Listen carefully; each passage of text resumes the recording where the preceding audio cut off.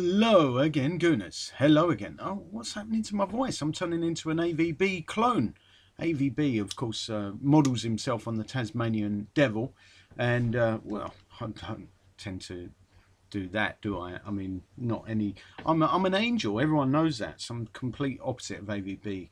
I mean, the thing is, when I listen to AVB, I actually get a sore throat just listening to him. That's how he affects me, and he doesn't inspire me at all. I don't quite see who who out there would choose AVB over Arsene Wenger. Not me. I don't even care. Well, I do care. If Spurs do manage to beat Arsenal, and let's face it, it is a possibility. As much as loath as we are to admit it, it is a possibility. Even if that happened, AVB doesn't have the track record. Neither does this Tottenham team. As talented as they are, they don't have the track record of getting in the top four. And even when they do, they miss out. So what can we say? Sorry about that, but yeah, that's how I feel about it. And I'll tell you why I'm optimistic going ahead. Looking ahead, sorry, to the North London derby. That is why I'm optimistic. I know you might find that picture offensive, but let me explain it. In this picture, Gareth Bale has picked up the Player of the Month award, the Barclays Player of the Month award. Some people call it Barclay. I call it Barclays. And that's not the good bit. The good bit is that AVB's picked up the Manager of the Month award. We all know what that means. It's a cursed award, right? It's a poison chalice. You pick up that award, usually you have a spell of bad luck. So let's hope that bad luck begins this weekend. Like I said, I'm not guaranteeing that Arsenal are going to win there, but I think this Arsenal team will put on a good performance. And you never know, perhaps Jenkinson will be able to mark Gareth Bale out of the game. Now, I know you're laughing. I think it's unlikely too, because our tactics are, we have no tactics. Our tactics are, let us play our own game and we will worry about the other team whenever. We will score more goals than them, which is an admirable philosophy, but unfortunately I don't think it works that well. But as I've said all along, I wouldn't replace Arsene Wenger. I would bring in somebody into the board, somebody like David Dean, somebody who Arsene respects, and have a word with him. Talk to him. At the moment, who's Arsene going to listen to in that boardroom? Please, answers on a postcard, because I don't think I'm going to be receiving many postcards regardless of that question, but it's certainly not going to inspire you to write to me, is it? Because there is no one in that boardroom that I'm aware of who exists who could actually speak to Arsene Wenger as far as, on a sort of on a head-to-head basis where Arsene would actually listen. And why should he? Why should he listen to the kind of people we've got in the boardroom? Okay, enough slagging off of the Arsenal boardroom. I'm not going to continue to do that. Well, I probably will, but I'll do it in my spare time. I'm not gonna labour you with it. So what have we got? Top stories. I was having a look through the other day. In fact, today and yesterday. Götze could be joining Arsenal, apparently. Yeah, well, I'll believe that when I see it. Nacho Monreal, arguably the best left-back since Ashley Cole, says Bergkamp-esque. Of course, Bergkamp's got a statue coming to the Emirates Stadium. That's good news, isn't it? Bringing in a legend. Why don't we bring in a legend that still plays football? That's what I want to know. Because the answer being, it's more expensive than a statue. So what else? Usmanov has raised £349 million from the sale of shares in an internet group. I read that this morning. Didn't excite me a great deal, but I wouldn't mind Usmanov investing his money in the club. Why not? Sanya's not going to be playing in this game, which is why I mentioned earlier that obviously I'm hoping that we get a good game from the Corporal. The Corporal's been in decent form. Mark Overmars, this was interesting. He reckoned he could work for our club in the future. I don't think he's been approached just yet, but it's the kind of guy I'd like to see at the club. You can't go wrong, can you, with Dutchmen, it seems. They always seem to know what they're doing on and off the field.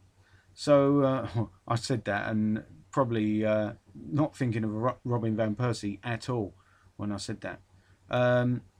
Piers Morgan's going to get loads of fan mail for saying that Luis Suarez is his dream Arsenal striker. So at least he said Arsenal, so that's good. And Lauren has been quite critical of late. He said that we don't have a player like Villa. We need somebody like that. We've been saying that for a long time, but Arsene doesn't tend to listen to anybody, does he? as good as manager as he is. The Arsenal News Review is saying that Gareth Bale is a one-man army. I can't completely disagree with that. I think we snuff out Gareth Bale, we pretty much snuff out Spurs. What else? What else has been? Oh, I found it quite interesting that this invisible cloak that Lucas Podolski has reportedly got is getting a lot of column inches on the internet, at least. What's all that about? I thought the guy was injured, and that's why he doesn't play in the whole of matches. He plays for portions of matches because he's carrying an injury, which is why we haven't seen the best of him. The guy's got over 100 caps for Germany, and there's no way in this world that he's not up to what we're looking for. He's a good signing at the very least, possibly a great, but I'd go as far as to say he's a good signing right now. Anybody else? Any other bits of news? Well, it looks like my man Henderson's leaving the club to go where, we don't know at this stage. So that's, to me, is quite disappointing. I'm disappointed with it, but as I said, I'm quite happy about that. The newspaper coverage ahead of the game, and now it's time for Arsenal Glory. Chapter 3 of Steve Stammer's brilliant book is called The Visionary. It's all about Herbert Chapman, of course, the innovator, master tactician and motivator supreme. And now I will read. Today, no one doubts the contribution made to Arsenal's success by the likes of Bertie Mee, George Graham and Arsene Wenger, but there's one man missing from the list, a portly man from South Yorkshire, a town called Kiverton Park near Rotherham. His name, Herbert Chapman. Born the 19th of January 1878, by the time he died cruelly and prematurely from pneumonia on the 6th of January 1934, he had transformed a football club with potential and promise of plenty into the most dominant force in English football. He revolutionised training methods, he introduced numbered shirts, and he brought a tactical nous and know-how into the game that had not been evident before. He even persuaded London Transport to rename Gillespie Road Underground Station as Arsenal, a staggering achievement worth untold millions in free publicity. Every resident in London and every visitor to the capital who used the underground system became aware of the existence of Arsenal Football Club.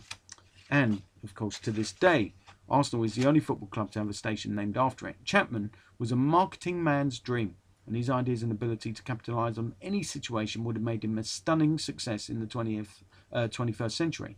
Not that his life in football was plain sailing, far from it. His upbringing was tough. He was one of 11 children born to a coal miner, and like many of that era, he assumed his life was to be down the dreaded pit.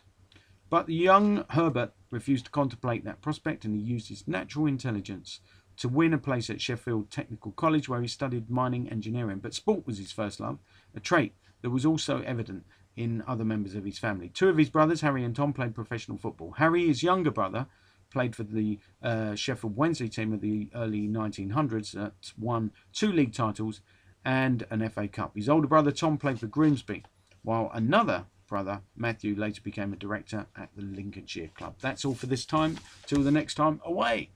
Up the good.